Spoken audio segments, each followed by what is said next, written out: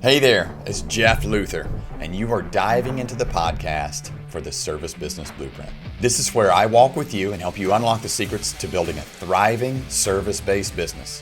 We talk about everything from starting out to setting milestones in your company you didn't even know would exist. We'll cover entrepreneurship, personal growth, mindset, everything you need for success in your service-based business. You ready to build that blueprint? All right, so I'm Jeff Luther. I'm your host here with the Service Business Blueprint, where we want to help you grow that service business. And I've got a great guest here today. Why do we want to grow that service business? Why do we want to grow any business, right? Some of us are thinking about exit strategy. I've got Eric Grafstrom here with Exitguide. Eric is a serial entrepreneur. He's one of the co-founders of Exitguide. It's an online service that helps small business owners prepare and manage the sale of their business, something that sometimes we don't think about. Exitguide has helped thousands of business owners learn how to prepare for a successful transaction and sell their businesses. Eric began his career at broadcast.com. He worked for Yahoo in London and in Silicon Valley before going back to startups, which I think might be his passion. Eric has worked as a C-level executive, coach, advisor to over 20 venture-backed companies. We are certainly lucky to have Eric. Eric, thanks, man. Thanks for being here. Jeff, I'm super excited to talk to you. Same here, Jeff. Thanks so much for the opportunity to chat with you, and hopefully we help a couple of people that'll be listening to this podcast. Yeah, man, that's the idea. I want to start out so this is the paradigm, right? You start your business and everybody says, oh, dude, now you get to run everything through the business. You write off all your bills. Yeah. You buy your wife's gas. All legal, by the way. Tell me, all legal. How does that look when it's time to sell the business? If you do a good job of tracking it, it looks just fine. Those are discretionary expenses. So, one of the things, if you're like, look, exiting is, months, quarters, maybe even years out, that's fine. But there's things you can do today to make your life easier that may actually help you either sell your business or get the price you want. And doing a good job of keeping your financials clean and in good order is one of them. So discretionary expenses, totally fine. Obviously I'm not a CPA, but make sure it's compliant with all the things that a CPA would tell you to do. And those can be kind of identified, and they would fall under a category of what are called add backs. And as long as you're tracking them, then it makes it easier to set a valuation. Awesome. Yeah, that's great advice. And I will tell you, now I did not do this because I keep excellent records that are all above board. As but we all do. sometimes people try to but sometimes people try to funnel those expenses into other avenues, which might end up hurting you in the sale, right? Yeah, it can. I mean, look, what happens is when it's opaque or when it's confusing and when it's not documented, questions come up. Look, I'm not a master of psychology, but generally people will either assume the negative or they'll use that as leverage. So when you're saying you kind of want to hand wave away a couple $1,000s a month in expenses, it's really hard to do. A good buyer is going to understand. Look, if like you said, if gas for your car and your wife's car and a golf membership are all things that your CPA said are totally fine to run through the business, and you can point to those, then you're probably in good shape. But it's when you try to maybe dodge the question, or you've got questionable discretionary expenses in there, that someone's going to say, well, look, I'm not sure. And so those may fall in the category of regular expenses, which may show up as, decreasing your profit margin, which means the multiple applied to that profit margin, is going to be lower, or not the margin is going to be lower, but the margin is going to be lower. And when multiplied by the multiple, it's going to impact the sales. Yeah. So, I would say keep it clean, keep it thorough. Yeah, that's probably the bottom line right there in sage advice, right? But the challenge, so here's what and correct me if I'm wrong. Yeah. Here's what I suspect that experts like you are up against. You're up against people like me that have no experience in selling a business. Yeah. But it's my baby, right? How valuable is that business to me?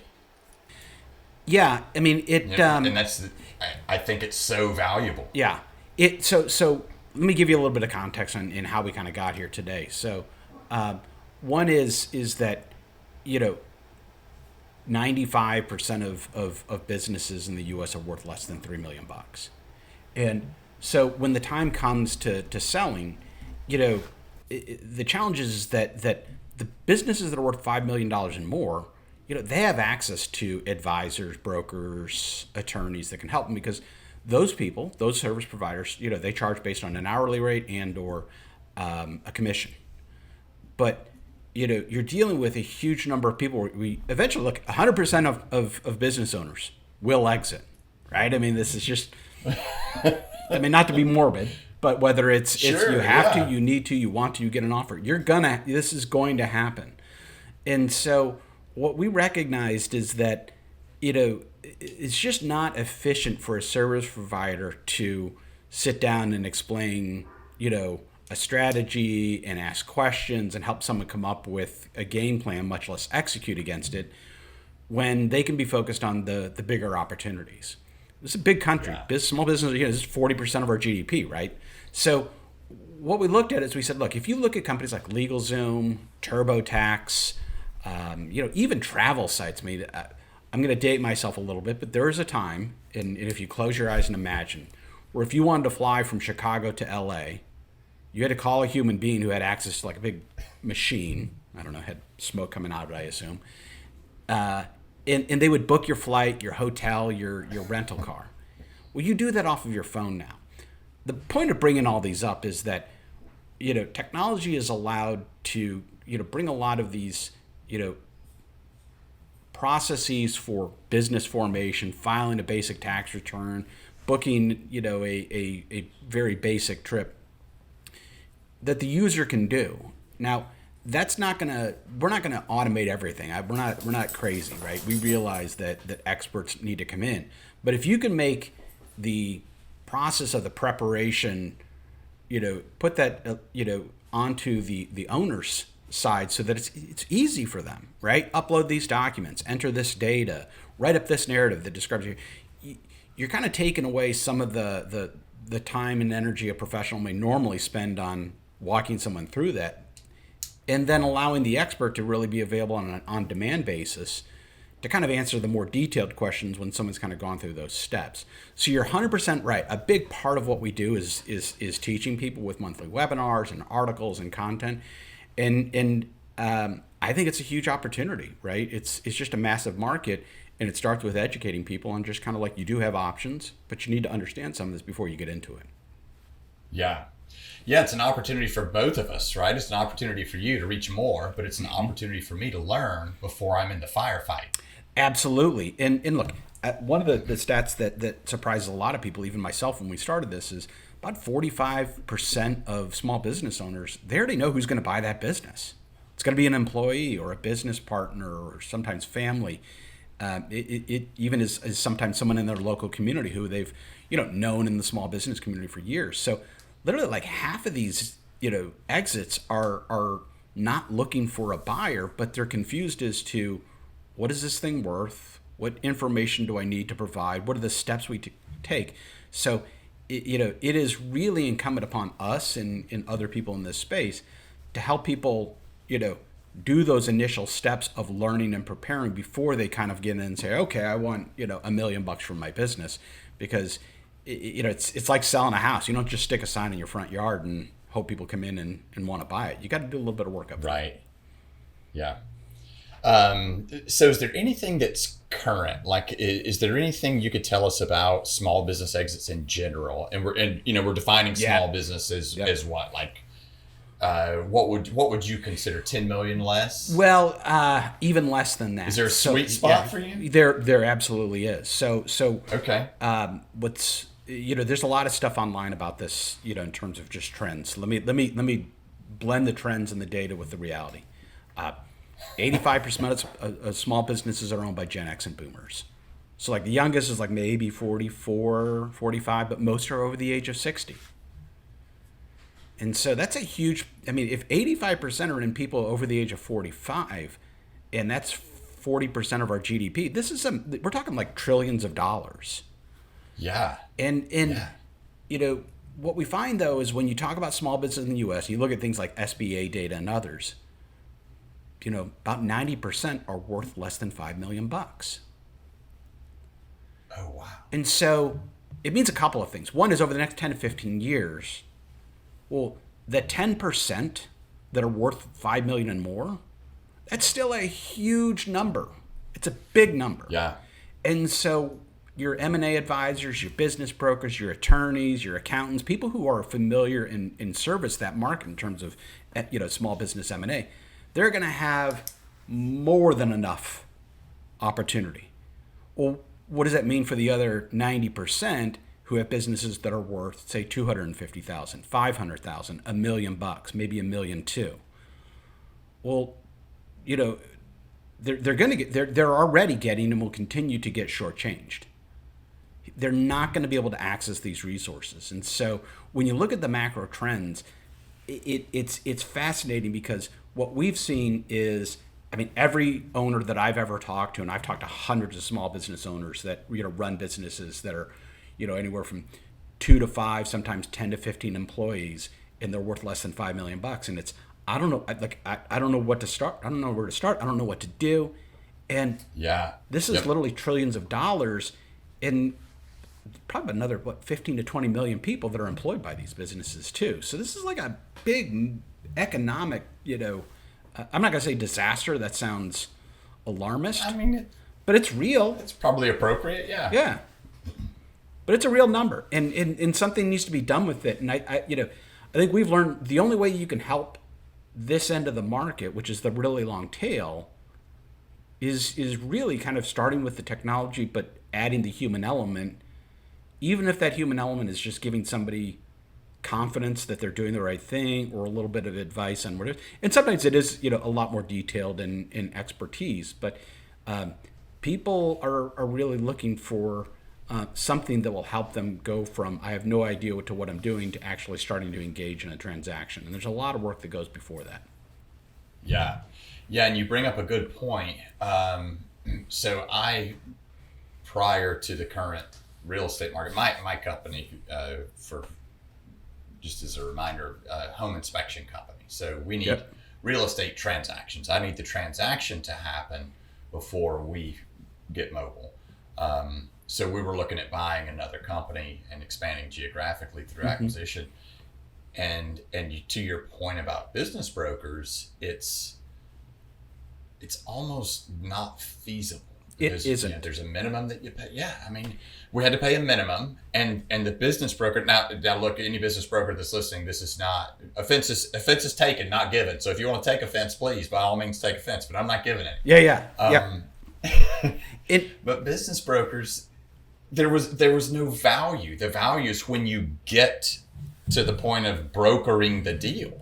So you already have this money out up front, which is really not possible for a small business. You're talking about $1 million and they want a $25,000 minimum. Yes. That's hard to do. There are, I'm a longtime startup guy.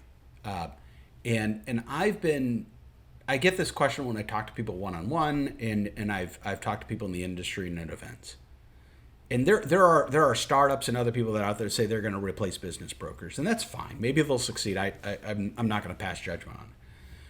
A good business broker, as I mentioned earlier, just because of demographics and the fact that they're doing a good job, good business broker is going to have plenty of opportunity coming at them that are $5, $10, $15, $20 million deals. So the ones that I talk to, they love what we do because invariably they get the, your buddy's cousin or your wife's former roommate or whatever it is owns that $300,000, coffee shop or, some other business. And they have not, until they find Exitguide, they don't have a way to service them. Because they're just like, look, my minimums and the way that I work and what I'm focused on and the amount of work that I have in front of me, I can't help you out. And so a small business owner saying like, well, I really do have the need. I can't pay that. But oftentimes I hear they just don't get return phone calls, or the phone calls they do get are, hey man, I'd love to help you, but I can't.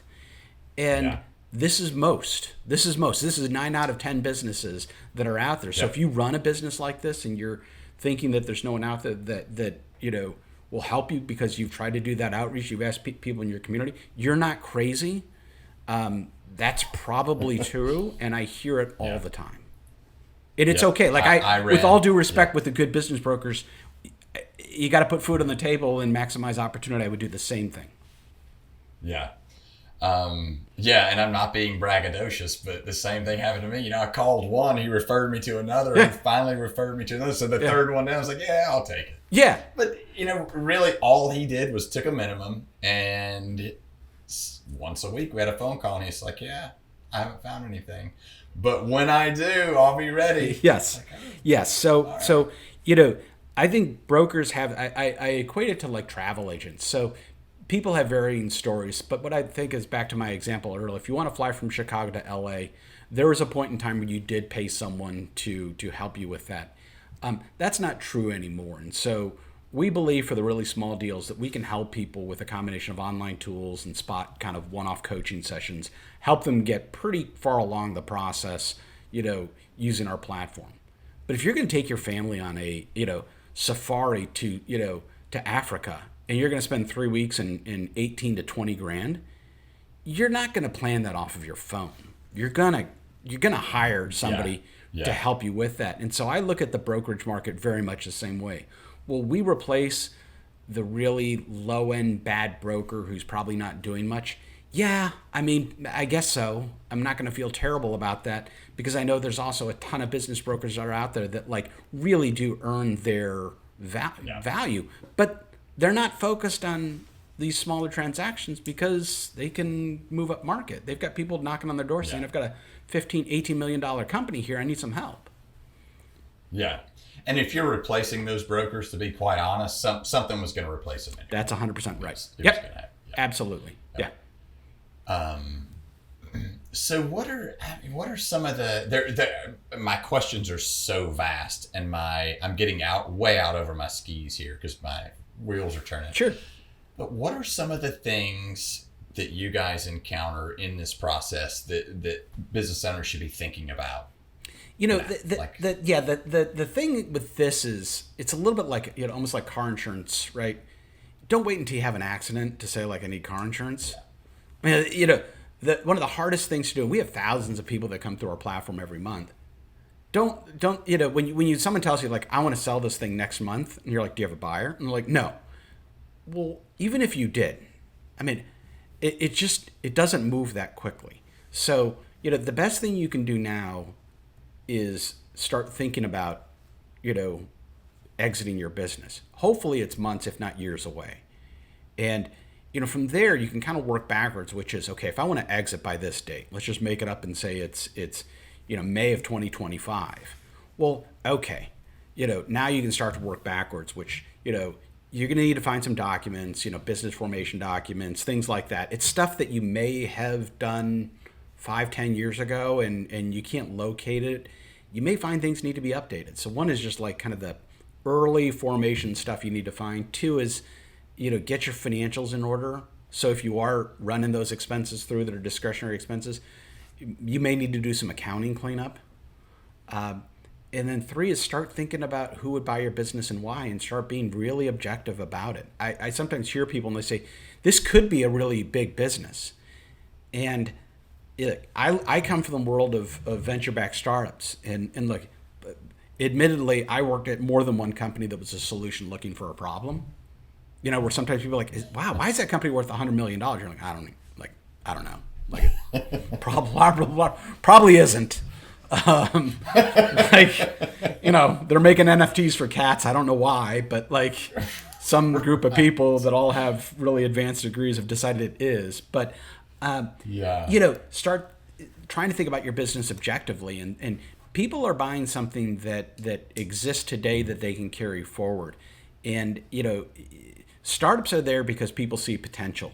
And they're going to invest in that potential, and that has its own set of parameters. You cannot compare a software or mobile startup or some type of technology startup that has venture funding to somebody who, say, maybe runs like an HVAC business or a home service business And, if you have one that is generating, say, $50,000 a year, and you're going to try to convince somebody it should be generating $1 million a year, and therefore they should buy it for a nice multiple, it's just not going to happen. So you need to kind of start working backwards from when you want to exit. And if you've got a price in mind, start understanding what goes into that, and then kind of working your way through it.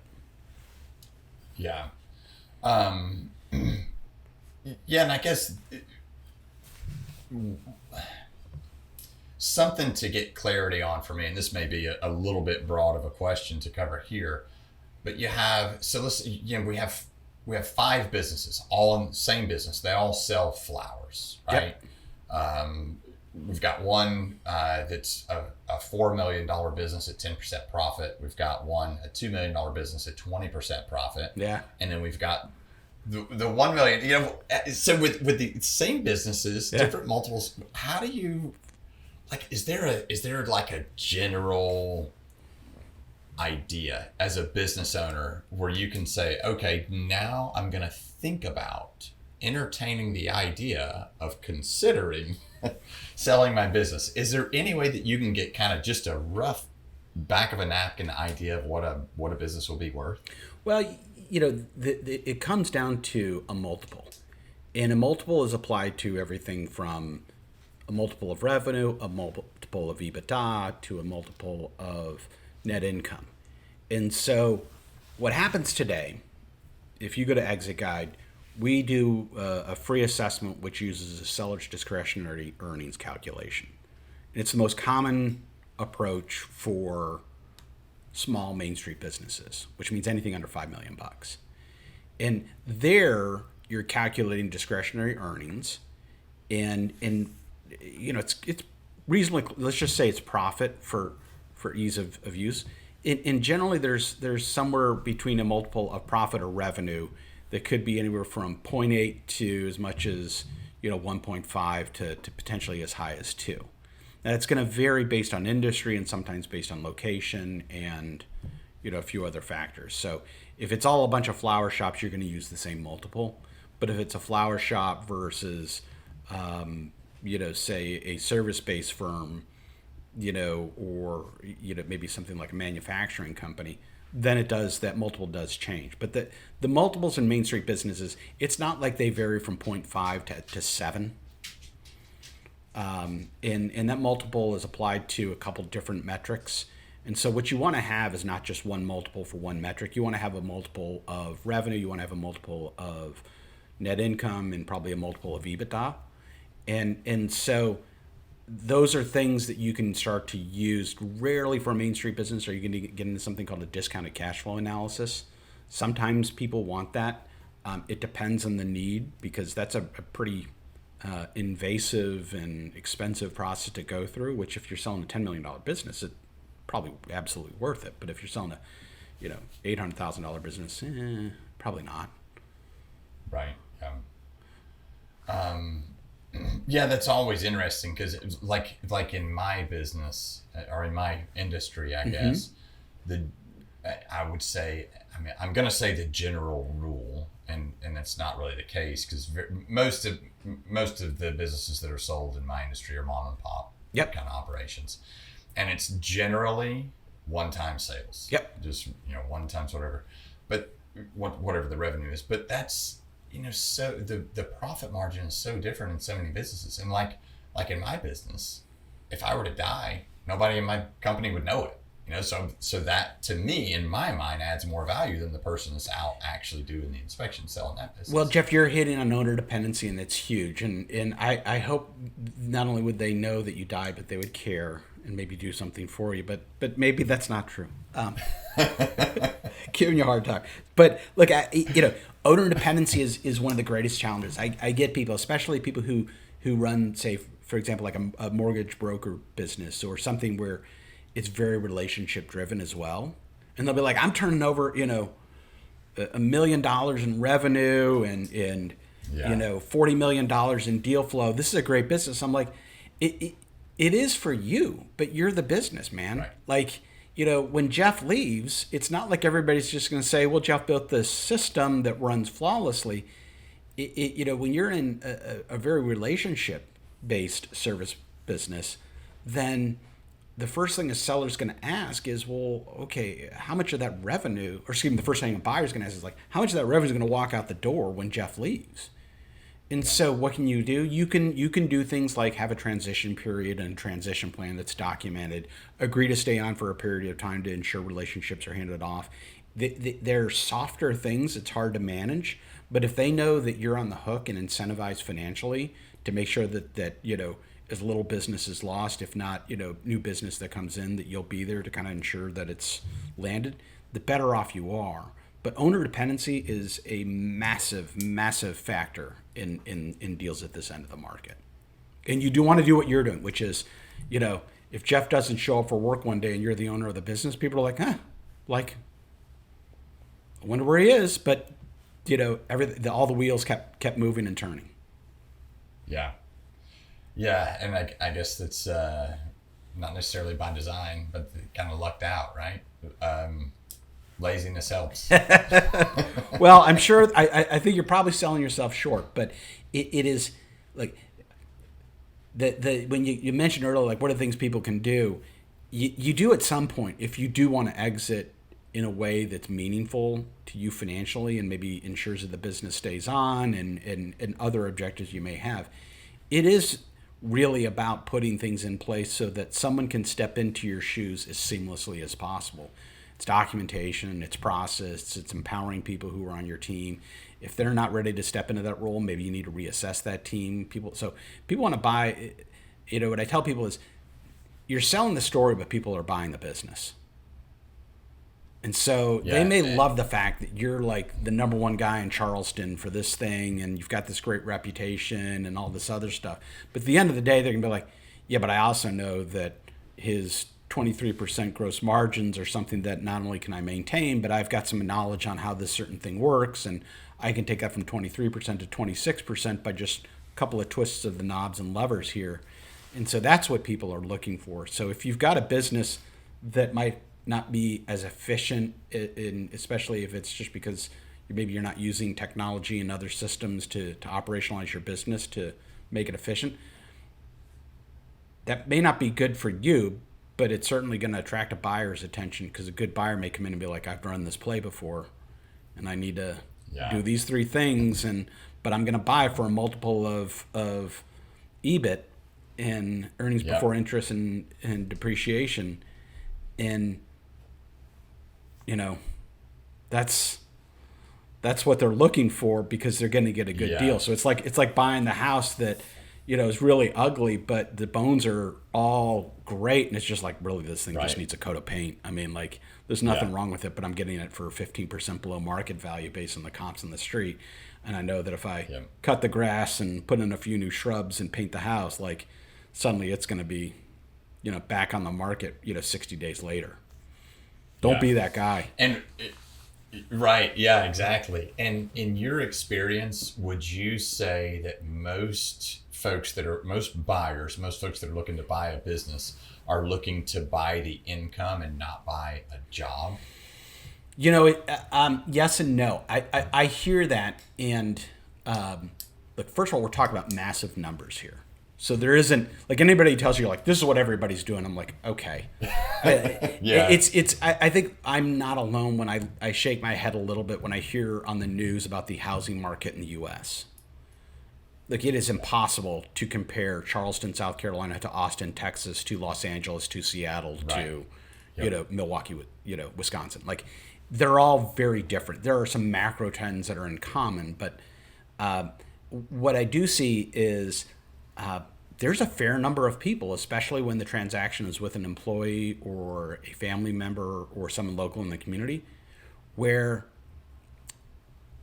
a lot of it is about legacy and ensuring a job or jobs of others. And it's totally fine. People are like, well, they're not getting maximum value. I'm like, that's not their objective. Their objective, I had one guy and it just stayed with me because it was such a heartwarming thing. He ran a gym in, I believe it was Athens, Georgia.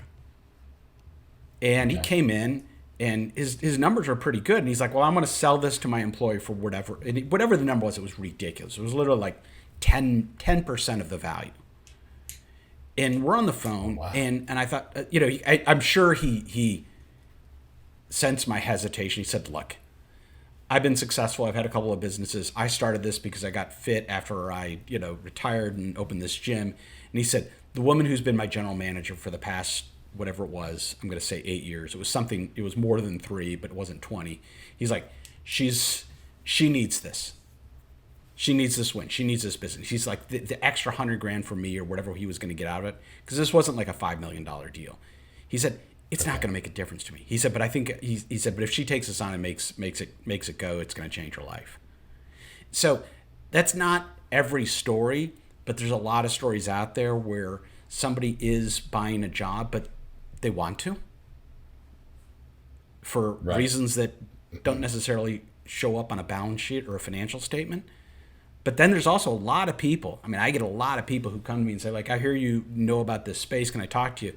And I will poke fun because most of my cohorts from the tech startup scene are not going to listen to the podcast, because you've got an audience of real people with real businesses. And they'll be like, "I got this idea where I want to buy a business from some 70-year-old guy, and I'm going to bring in all my technical prowess and digitize it and clean it up." And you're like, "Yeah, you and like 16 million other people. If you get onto Twitter, there's like a cajillion people that have figured this out and have been searching for the past 3 to 5 years. So, you showing up and saying like, 'I think this internet thing is going to be big,' like it's not new." So there's a lot of people out there that are looking for those undervalued businesses that they can clean up, and they are trying to buy it, and they're looking at strictly from a financial perspective.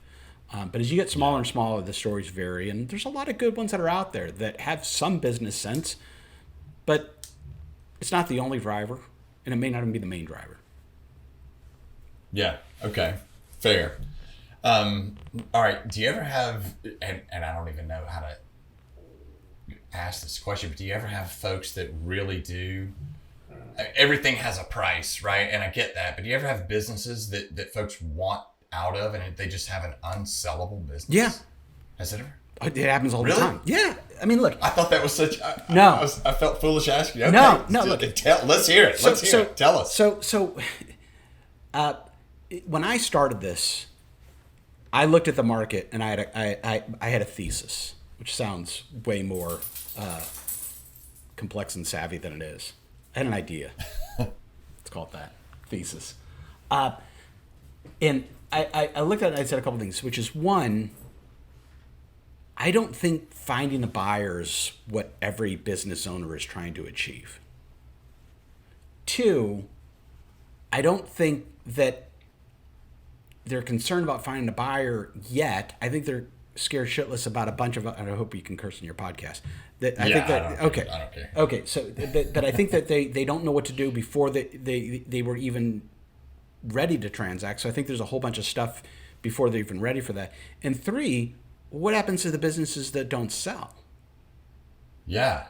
And so, like, look, I'm not going to go create another biz buy sell where I'm going to charge people $900. They can put their business onto my website, and I'm going to drive traffic there.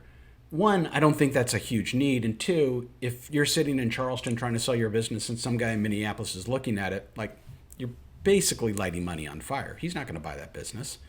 Right. So it doesn't matter that you're reaching millions of eyeballs. But 2 is, there's a healthy percentage of people that come onto our platform, and either their greatest concern is either navigating the steps or what to do if they can't find a buyer. And then people would ask me, like, "Well, then you can't make money in this space." I'm like, "Well, look, if you treat every exit as a transaction where your job is to go find that buyer and connect them, then that probably is a crap business. But if your job is to help people figure out what to do because they have to go do this, you have to accept the fact that some of these businesses aren't sellable, and so you are left with 2 options. And this is one of the things we will help people with, which is you may need to do an asset purchase, sell off the assets and close the business. That is an exit. It may not be your dream exit, but it may be a net positive. You may walk away with a little bit of cash in your pocket, but you've at least, met all of your obligations and liabilities, and you can close it down. The other is some people may say, well, I really need to achieve this number. And it's a little bit like a retirement plan, which is like, then you're going to need to work a little bit longer on cleaning this thing up and getting it to where it needs to be. So if you started saving for retirement, I use retirement all the time. As people are like, well, I'll worry about that later. I'm like, you do not want to start planning for retirement at age 58. Please don't do that. Right. Like, you can't walk into a financial advisor's office and say, can you please make up, 18 to 26 years of doing nothing in 6 to 12 months. They'll just look at you and be like, right. I mean, no, I can't. So, someone may say, when they come into our platform, we may say, look, here's where you are. The business is worth $285,000. And if you need a $500,000 exit, I mean, please don't, try to find some charlatan who's going to tell you that they can make that happen in such a short period of time. But you can, work with one of our coaches to, improve the business. But it's going to take 2, 3, 4 years for you to get there. Because someone's going to want to see, like, you can't just take 1 quarter's worth of financial and be like, see? Right? It's all working. We're on the way up. We're on the way up, right? I got 90 days worth of data. That's the world I come from, right? That's startup. 90 days. No. 90 days worth of solid data. It's exactly 90 days worth of data and solid data. Those very solid data, right? It's all trends, right? You can make any graph either look like it's a slow climb or a steep curve, depending on how you present. We just shorten the time. Absolutely. 30 days, we are killing it. We're growing at 200%. Yeah, and the challenge there. So here's the issue there when it's time. So now it's time to sell it. We gotta really straighten all this shit out, right? Yep. And they've owned the business for 20 years. Do you think they're willing to do the work? It's a good question, and people will say they aren't. And look, we put our new version, like I'll call the actual version of our product in market in October of 2023. So I was doing this before and had some prototypes, learned a lot, and this is how it goes when you're trying to do something that's brand new, right? Which is, can we productize this experience and supplement it with service, with experts to help people move through this process? It's new. No one's doing this.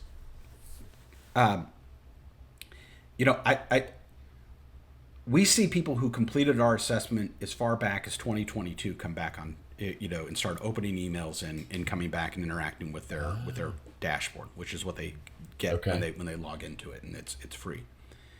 So, I think, and I say I think because I'd rather have years of data to back this up, but I've got a lot of data and I've got a lot of experience talking to a lot of these folks. So this, I can say this with a lot of conviction and some authority. It almost doesn't matter because eventually they have to do something. Now, I think the question is they won't do it. I think the question is actually, will they do it and get what they want out of it? Because it's back to, well, eventually you will retire. Like eventually you will, like, the body will give out or something will happen. The question is whether you're ready when that event happens. And if you're not, then you, your kids, your spouse, an employee, somebody's going to have to take it over and do this work. If you're not willing to, and those are the unfortunate, and that's kind of the thing that guts me. That's the thing that I want to prevent. Is even if it's using our platform, which you can do a fair amount DIY for free. I'd rather see somebody move through that and get to something where they put some effort into it versus, they couldn't get their act together and so they just simply closed the doors, and they may have walked away with at least something, if not actually a decent outcome. Yeah, where it just seems too daunting and they throw their hands up. Yeah. I mean, I can't prevent that, right? We can't prevent that. Right. But what we can do is we can say, look, we're not going to charge you a $25,000 minimum. You can come in if you're willing to if you're willing to watch some webinars, if you're willing to read some articles, and you're willing to kind of move through a well-designed user flow and product, we can get you actually from I have no idea what I'm doing to saying, okay, within the next 12 months, here's the tasks I need to complete. Here's about what I think I can sell this business for. And I know what I'm going to expect when I start to market this in my local community to potential buyers. And then, you're at least now set up for some level of a success. Yeah. Yeah. And that, so as an entrepreneur, and you probably suffer the same, is that immediate gratification, right? But 12 months is really not that long. No, it's not. It's not. And could you get it? Like if you came in and said, look, my general manager wants to buy this business and we want to get this done in 3 months. Can it be done? Well, look, probably, right? It's like any other transaction. If both sides are really motivated and there's not a huge difference on price, then it's just a matter of not getting distracted and like letting things get in the way. But how practical is that? Kids get sick. You gotta deal with other stuff. You've got life and life happens and all the other stuff that, I mean, look, as a dad and a longtime entrepreneur, like I get it. So, but at the same time, I'm like every other entrepreneur, I've been part of this thing where it's like, we're going to do 6 months worth of work in 2 weeks here. And you're like, yeah, but like there's 8 people involved and everybody's basically told their families like, see you in 2 weeks. And we're going to go get it done. And hopefully we won't kill each other along the way. Right. All right, so most of our listeners are going to be like service-based businesses. Are there unique aspects of exiting a service-based business versus like retail or other types of businesses that you could talk to us a little bit about? Yeah, and I brought this up earlier, but I want to circle back to it because when you get into service-based businesses, there's kind of 2 factors that I tend to see.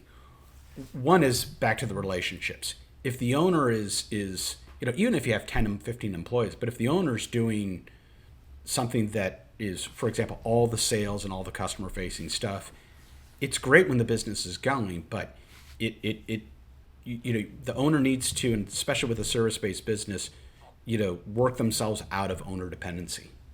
A retail shop can rely on foot traffic and product in the store and on the shelves and maybe the brand name. But, if it's O'Sullivan's, heating and air conditioning, and Bob O'Sullivan has been the guy that has been on every job site and interfaces with all the customers, and the techs and the other people behind the business have never been seen, that's a challenge. So, it can be really hard, on owners, especially, kind of at an emotional ego, but in a good way. I don't mean that in a negative way, but like ego and identity and all these things tend to come into play. So, move away from owner dependency. The other is sometimes service-based businesses also have a service-based operating model, meaning they do a lot of things manually, where they could be, more automated. And it's the old thing of like, just because it's always been done that way doesn't mean that's the way you need to continue to do it. So, that sometimes does rely. I mean, we get a lot of times that, the spouse that's always run the books and these other things. And it's like, well, I'm retired, but like, we'll just find a new bookkeeper. I'm like, yeah, but it's another owner dependency. Is there's these relationships that aren't, the business is running on internal relationships or vendor relationships and not on process. If you're not running on QuickBooks where, a new bookkeeper could drop in pretty seamlessly. If all your customer leads are on your phone, if all your customers are on your phone, and no one can go back and look at it and be like, well, has this guy been around for 8 months, 8 years? Like, what's the billing? What's the other things? So, those are the things of moving away from it, both in terms of relationships, but also in terms of putting systems in place, because those tend to be can often be relationship-driven business, both in terms of marketing, but in delivery. Yeah. Okay. All right. So what about having contracts in place? I work with this tree trimming company. Yeah. And they're about to get this huge, it's like a 3-year contract, 4-year contract, something like that. Does that add any value? It's huge. It's everything. I mean, it's up there. Like, yes, like, and people say, our business doesn't work that way. I'm like, look, I'm not asking you to go get a 12-page contract with reps and warrants and indemnification and intellectual property. You can get online contracts. You can build these you can put a little footnote or into your invoicing system. There's ways that there's all this stuff out there. Oh, wow. Okay. Right, like it's just super easy. And it may be that you're not necessarily even getting like a full contract per se, but maybe it's a service agreement. So it can be agreeable intent. Is that what you're trying to prove? At a minimum, you can do a bunch of things, but you saying like, well, they all been using us for 20 years is not a good answer. That's just made up stuff, and it will be used against you. But I'm telling you the truth. Yeah, and look, it may work if somebody who really knows you and knows the community, but if someone's buying the business, meaning they're buying the business, they're going to use that against you from a negotiation standpoint. But if you can come back and say, look, 80% of my revenue has done at least some form of a click agreement on our service level agreement, which means that they need to give us 30 days cancellation notice, and we have a 90% retention rate, and most of our customers, in our and I can show you from a revenue perspective, most of our customers are repeat customers. Like, suddenly this changes the dynamics of any conversation versus, Bob O'Sullivan's got, 482 contacts in his phone, and it just blows up every day because he's been doing it for 20 years. That's a really tough thing to sell versus someone who says everything's in QuickBooks. People click on an agreement once a quarter that says they're going to continue their order, their service for the next quarter, 6 months, or a year. And here's all the people. Here's how many of them are repeat customers. Here's how much they spend. This is basic stuff. It requires a little bit of work, but it will get you more money for your business, or it will actually be the difference between you selling the business versus selling the assets or closing. Yeah. All right, so I'm going back to that theoretical question again. So we've got, let's assume that we have listeners out there that are entertaining the idea of considering thinking about maybe looking into selling their business. Yeah. Now the reason I table it that way, because like me, if they're, and you may be able to identify with this, but like other business owners, once we do that, now we're going to have a lot of cooks in our kitchen, right? So people are going to see all the mistakes that we've made and all the money that we've pulled from here and pushed to here, and those, not we, other people, other business owners do that. I don't. Yeah. Yes. So what if somebody's considering that and they're a little bit intimidated? We'll use that word. So you're worried about a lot of cooks in your kitchen. What is something you would suggest they do? You would suggest they do now before they even reach out to you, before they even get to you. We don't talk to a vast majority of our customers. So this is going to sound self-serving. Okay. But I believe this. No, I like that. Go to exitguide.com. And you go and you will take 5 to 7 minutes to complete our free assessment. And you'll report That's it. 3 years of revenue, profit. You'll put in assets, liabilities. And once you're done, a second later, it'll kick you an email and you'll log into a dashboard. That dashboard will say, okay, your business is worth, let's just say, $425,000 to $560,000. It's a wide range. But what we've done is we've given you a wide range because we only have a little bit of data. But that dashboard then says, okay, here's the steps starting with preparation to financials to due diligence to legal to transitioning the business. And within each of those stages, there's a set of tasks. You can do that. If you want to DIY this thing, you can do it for free and totally go through it. Now, that generally doesn't happen. And I'm sure some people come in and be like, yeah, I can totally figure this thing out. And then they kind of get in, they're like, well, what about this thing? And I'm not sure about that. And actually, I do want to kind of get a different type of valuation. So we have premium offers in there that people can upgrade to. But in a minimum, use the dashboard. Rock on. If I don't hear from you for 3 years, and I mean, we see what people do in terms of steps they take. It's not like we're in there looking at all their financial data, and like we don't have a blog where we're publishing it. We keep that data secure. We want people to feel comfortable. But I see people in there with really small businesses that are like uploading balance sheets, and they're completing their business narrative, and they're just doing these other things. And so they're clearly doing this stuff, and unless they share that with someone, it's all on their own. Like, we don't know necessarily what it is other than they've completed it. So the number one thing you can do, even if you're like, well, can I go back and delete it and redo it later? Yes, you absolutely can and should, but you can start that process. And so what we tell people in that first phase, we're there to help you learn what it takes to prepare and sell the business. When that happens, we're here. But if that happens in 2 months, 2 years, or 5 years, well, that's dependent on a whole lot of factors. But if, again, You don't want to be that 58-year-old walking into your broker's office and saying like, well, I need to retire in like 2 months. If you've done that work up front, you're like, okay, I know that I'm probably going to sell this business in 18 months. I know it's worth about X. I've got all my legal documents in order. I've got my financials. I know what I need to clean up. I've got to get a couple of things. Like, you will get all of that out of our dashboard, and it's completely and totally free. All that's free. Okay. 100%. So, all right. Well, let me ask you this, and I'm asking in earnest.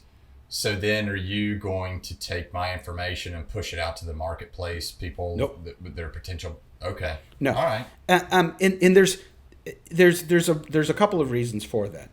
One, our job, we believe, is the market is huge for people who need help with going from I have no idea what I'm doing to I'm now prepared to sell this to my employee, or I'm now prepared to take this to market. Yeah. That market, we Yeah. believe, is completely and totally underserved.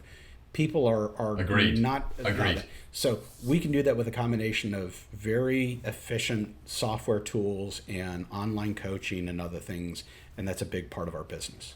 When you're ready to transact, we will help you transact, and we will provide that. We're not going to go find that buyer for you, but when you do find that buyer, we're going to help you present your valuation. When you want to go find that buyer, we're going to help you present it in a slick package so that you're sending out the right information. The reason why we don't find it is these businesses tend to be hyper local. And so what do I know about finding a buyer for a service-based business in Charleston, South Carolina versus, a coffee shop in Austin, Texas versus a lead detection business in Corona, California? The last two are real examples of people who are using our platform currently. I can't, but they're the right ones to go find that buyer in their local community. They just need to be given the tools and the support and the knowledge of how to go about doing that. Okay. So if I go to exitguide.com and I sign up with all this stuff, I should feel pretty safe, pretty confident I'm not going to get inundated with brokers trying to get me to list my business. That would light my business. I'd just as soon light my business on fire. Okay. Yeah. You'll get emails from us. I guess. You'll get emails from us. Yeah. But but those emails are intended to kind of help you as part of the education process. You might get an email that says, this past month we did we do these 30-minute webinars once a month about business valuations. We just did one around, how to reduce your OpEx to increase your valuation with a optimization specialist. We've got some on a whole host of topics, as well as other things you can do. But no, we're not going to, this doesn't become interesting if I'm just sending leads to shady brokers and selling the data. Yeah. Yeah. And to clarify, you could walk me all the way through this whole process. Like you have packages I could buy. Mm-hmm. Okay. All right. Yeah. And so we try to make it so like, the DIY someone who would want to do this by DIY could do it. Now, odds are, for the most part, that's not going to be everyone, and they're going to need some of our services. That's our business model. It doesn't cost me much to have this software platform up in the cloud where people are uploading balance sheets and taking steps and completing tasks. I can run that business pretty cost efficiently. If I were wanting to sell the data, then, I don't know, I'd have to move to Grenada or Japan or something because a whole bunch of people would be super angry at me. But, we're not doing that. So we get a whole bunch of people on the platform who are getting some value. But eventually what they need is what do I send to a buyer? We got a sell sheet. Well, how do I set the price and prove my valuation? We got a product. What if I have questions about taxes and how to liquidate these assets? Book a coaching session. So we do all those things to help you. But what I tell people is, get started so you at least know what to expect. And if you do nothing for 9 months, that may be your prerogative, and you may have some personal or professional reasons for doing that. But at least you are better suited so that when you do log back in, you're like, okay. I mean, it is like taxes. It's like, okay. Yeah. All my 1099s are in there. All right, that's good. That's right. I uploaded a spreadsheet of all my expenses. So my CPA says, Jeff, what is this? And you're like, that boat was totally necessary for business. And absolutely. And that's, yes. But so we try to make it very easy for you. So I would liken this to because I'm learning about this late. I wish I had this conversation with you 10 years ago, just to know. Not, I have no interest in selling my business currently, but I'd like to know. And then I'm going to get to a point where I want to sell it. And then I'm going to have to start this process. But I would liken this to, if you want to enjoy the shade, when's the best time to plant an oak tree? 100%. Yeah, Bingo. 25 years ago, Yeah, right? that's right. And if you didn't plant it 25 years ago, when's the second best time to plant it? That's right. Yeah, right And this is such an important event. People say, like, well, what if they do nothing? I'm like, it tends to be a bad idea. I mean, like, yeah. So will people, use us? Will this work? Look, there's a whole bunch of things with doing businesses like this that we're trying to really learn and understand to do a better job of. But, you have to do this. This is an unavoidable thing. I'm not trying to convince you to use a new marketing email system to make your customers happier, which might have some squishy value. We're trying to tell people, like, you'll do this, and this will be one of the 2 or 3 biggest financial transactions of your entire life. Yeah. So isn't it worth like a couple of hours and maybe a couple $100 just to kind of get the process going? Yep. But and to your point, like in life, nobody gets out alive, right? Nobody gets out alive. And in these businesses, you are going to come to the end of the process. Yes, you are. And having an idea of what this thing is worth is valuable. Yeah, I mean, look, not to be morbid, but I mean, I've thought about this before, where it's like, when people want to procrastinate, I'm like, look, then it comes down to as to who will manage the exit. Yeah. I mean, hopefully it's you. If you do nothing, right, the business will still have to have some type of an event. And that's either going to be a spouse, a partner, an employee, your longtime buddy, whatever it is. But let's manage for success, not for a mess that someone else will need to clean up, please. Yeah. Which is not like clever marketing jargon. You have that on your billboard? Yeah, it is. It is. We're getting no customers. A lot of angry fish. Yeah, I don't know why. It's right next to the mortician. I'm not. Yeah. No, but it seems like a perfect fit. Yeah. But please, think about it now, and please take some steps now if you're listening to this. Yeah. This has been. I'm gonna go do this shit. All right. I'm excited about the outcome. I'm not excited about the work. Yeah. This has been so helpful, and to know that your product is out there is thank you. Super helpful. There's a bit of a mission with this too. I can speak for my co-founders Jason and Drew as well. When we did this, we've all lived through a whole bunch of startups, and some have worked, some have not worked. We all the stories that any entrepreneur, whether you're in a small service-based business or a big company, whatever it is. But I mean this. Like, yes, it's a huge market. If I'm talking to potential investors, I'm like, this is trillions of dollars has to change hands, and here's how we're going to do all this. But what I like about this is when I talk to business owners, they're like you. These are real people with real businesses that generate real income, that deliver real value. They've put bread on the table. They've put a roof over their heads, put their kids through school. And it is unjust that all these people over the next 15 to 20 years are going to have to go through this transaction and to basically tell them they're locked out because all the people who could help them are focused on bigger deals, and then they're just kind of left with nothing. So we're trying to fix that. It's a big mission. I mean, I hate this speak, but it is a way of describing it. We are trying to democratize the mergers and acquisition space and make it available to the mass market. But in the end, what does that mean? That means you basically need to give people information to help them learn, tools to help them prepare, and then some support along the way so they can transact. Yeah. So I'll get a little off topic here. One of the hardest things about being an entrepreneur is that you're going to put in the work, you're going to take the risk, and you have no idea what the outcome is going to be. Yeah, right. But what you're doing, you're giving the entrepreneur some certainty. We're going to put in the numbers, we're going to do the work, and we're going to know what the value of our business is. In rough numbers, but we're going to know. Yeah. I mean, having been through this, a dozen plus startups over my time. Yeah. And I'm only like 26. I just look like this because of all the stress involved. All the hard work. Yeah. All the hard work. Yeah. Is like even if the data is not what you want, at least you have some information. For me, the thing that kills me is the uncertainty. Like I don't like uncertainty. I deal in a world of uncertainty because like, will this, how will this one turn out, and can we meet our huge ambitious goals?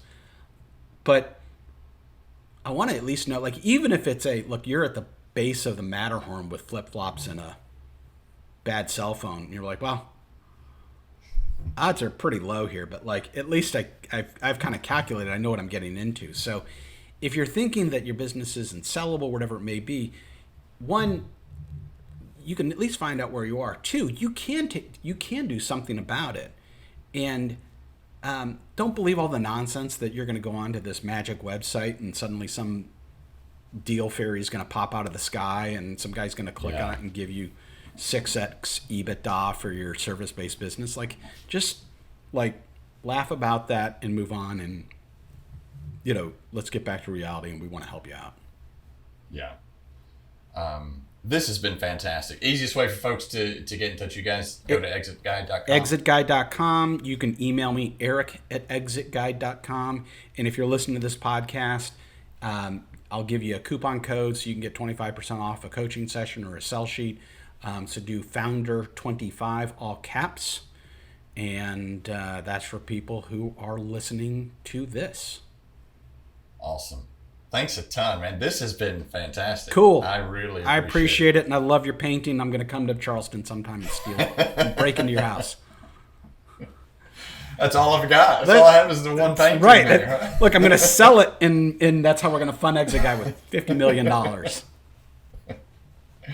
All right. Eric, this was great, man. Thanks a ton. You bet. Thanks so much, Jeff. Thanks for hanging out on the Service Business Blueprint with me, Jeff Luther. Stay in the loop as we keep delivering these strategies to supercharge your service business. Hit subscribe, leave a review, be part of our growing community.